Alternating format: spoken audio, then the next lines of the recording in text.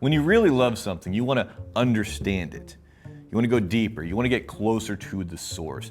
More real, more authentic, more legitimate. In whiskey, there's this idea of grain to glass whiskey. So we brought in Michael Swanson. He's the master distiller at Far North Spirits. Now, you may not have heard of them, but you should. And any self-respecting whiskey maker is going to love the whiskey that they make. But if you really want to get to their true motivations, you got to ask them a different question, something more revealing.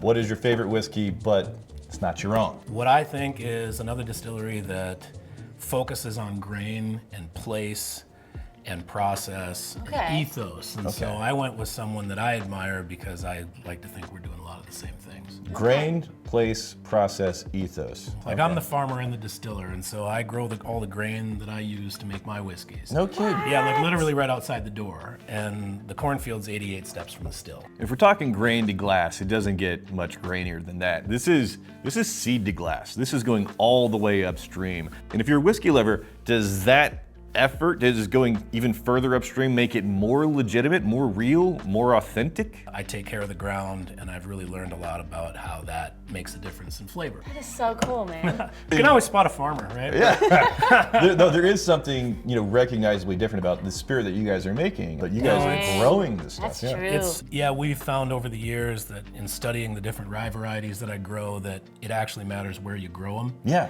And we're actually trying to figure out how to study that right now, how to study place, because there's 1,000 variables, and so it's tricky to study. And so we're science nerd. So, So from year to year, are you finding much variation from harvest to harvest in the final product? From variety to variety, a big difference in flavor between where it's grown on our farm and say if you grow the same variety in Michigan or Colorado or something. Interesting. You do see differences in flavor. Yeah. It's kind of funky, and we're just exploring it. Yeah, so we're talking about terroir. I mean, have you gotten into much of what Waterford's doing over in Ireland? Love those guys. Yeah, okay. This sounds like they're cut from the same cloth. Guys. I almost brought you Waterford. Oh, it was close. It was really close. I love what they're doing with the individual farms and the barley that comes from all those different locations throughout Ireland. When it comes to whiskey, we know Michael's priorities. So let's see what he brought for his favorite whiskey that is not his own. What you did bring us, what is it that you appreciate beyond just the ethos? The grain has grown, 25 kilometers, so what is that, about 12 miles from the distillery. The landscape is actually really similar to ours, believe it or not. Theirs is warmer.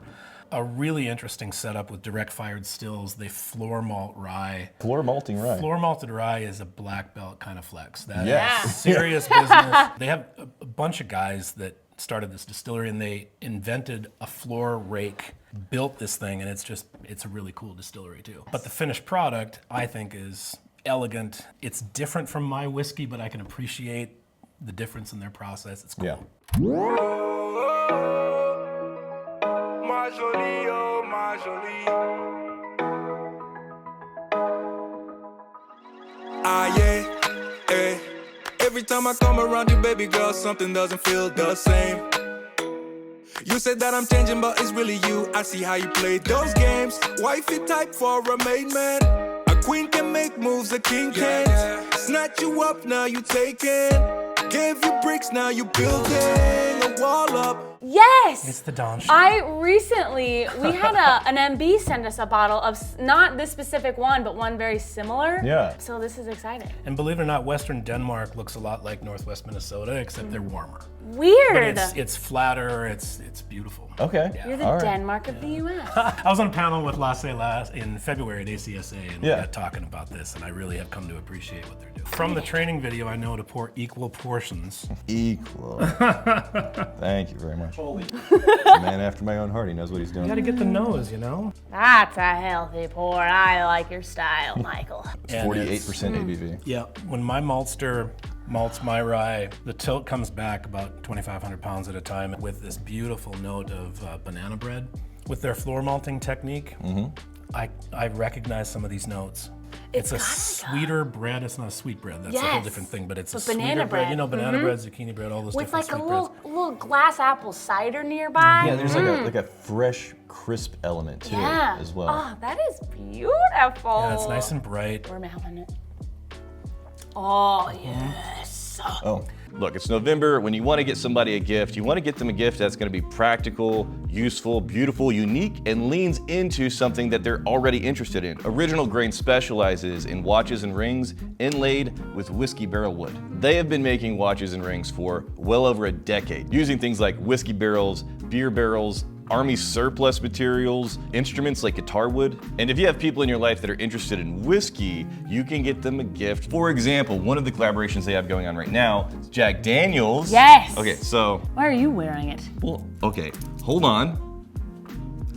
I think we just turned this sponsored bit into a moment of intervention. This is a gift from my dad. Dude. No, I don't care if the ad's long. This is what we're doing now. We have been delaying this shoot because we're waiting on watches to come from Original Grain, but we had these watches. She gives them away as gifts. Dude, they're such good gifts, and it looks like I'm an awesome gift giver. So it's fine. I'm gonna need that. The thing that's cool about the wood grain element on these watches is every single one is unique. Things that aren't necessarily branded with a specific whiskey brand, like Dad, you're gonna love this watch. Oh. I'll get it. Brianna, assuming that you're not going to poach our inventory from the studio, you're gonna go to originalgrain.com/tribe because it's Black Friday sale. They have a Black Friday sale where you can save over $100 plus. If you use code TRIBE at checkout, you'll save 10% off. In addition on to top, on top of the whole on thing, top it's of additional. So you want to do that while It's the extra. good, do the thing. Everything that is on the nose, it shows up, but then it just expands, it unfolds. Yeah, there's And- a really good warmth in there too. Oh, that's nice. I love the elegance in it. There's a balance and it's elegant for sipping. I love this stuff. A nice honey note too. That was one of the descriptors I wrote down when I first tasted this was heather and honey. I think what would be trippy for a lot of people, they see the category of rye on here. This is not what most people would, yeah, it's a very different profile than your MGP rye, is what I think most people are going to be imagining whenever it comes to a rye whiskey. This is totally different than that. Different profile than like the MGP 95.5. I get that a lot with mine too. That response is common, like this is not what I expected. Yeah. You go back to this on the nose, Yeah. and there's a strawberry note that shows up for me on the nose. Oh, strawberry. Yeah. I was getting like a little bit of Okay, yeah, that like popped, a didn't candied it? pear. Yeah. There's a little cornbread in there too. It keeps going. It really does. There's a lot opening up here. It's a beaut. This is nice. It's nice. My whiskey is 5 minutes and brown sugar. Just Yeah. kind of pops. It's a silly little thing. But every time I see a weird proof number, I get excited. Yep. You know it's intentional. Because you know it was intentional. Yeah. It's not just a round number. you Right, know? 46, all right, chill filtering, 100 proof, okay, you want the number, bottled and bond maybe. 40%, you're just going on the floor. Yep. Cash strength, all right, you just want the whiskey nerds to be like cranking the volume to 11. But whenever it's a weird proof, Yep. then they were very, very specifically trying to figure out where does that whiskey want to live. Right. Some of the first advice I got from Dave, because I worked with Dave Pickrell when I Yeah. started, and he said, decide what you want to say first, and then build everything after that. And then he said, give every batch the proof it deserves. Yeah. And he said, it's a tough job, but you got to line up all that whiskey and taste it. You know? He said, there are things that are worse. It's so hard, isn't it? Decide what you want to say, then build everything after that. If you're into whiskey, then you know of the late, great Dave Pickrell. And if I hear Michael correctly, he's saying that the grain matters more than you know. That focus on the grain, I think, is what makes the difference. Yes, from a farmer's perspective, because I hear something like focus on the grain. It's like, yep, that sounds good. Don't know what that means. Yeah. What? So from your We perspective, use so much shorthand, like we'll look at a field and so yeah, it's a good stand. Well, Yeah. that means about 300 things. yeah, You know, but we'll just, yeah, it looks good. What I mean with that is soil health, ecosystem, variety, how you're growing it, how you're harvesting it. Yeah. Did you swath it? Did you straight cut it? There's all these farming terms. And that's before it ever hits the distillery. What I've told distillers when I'm talking about this stuff is you pick the wrong variety, you can doom a whiskey to mediocrity before it ever even comes in the door. And that focus on the grain, these guys get, and I've talked to Lasse about it, and they get that. They know how important it is. Right, Like okay. they know that a lot of power is going to come from that ingredient.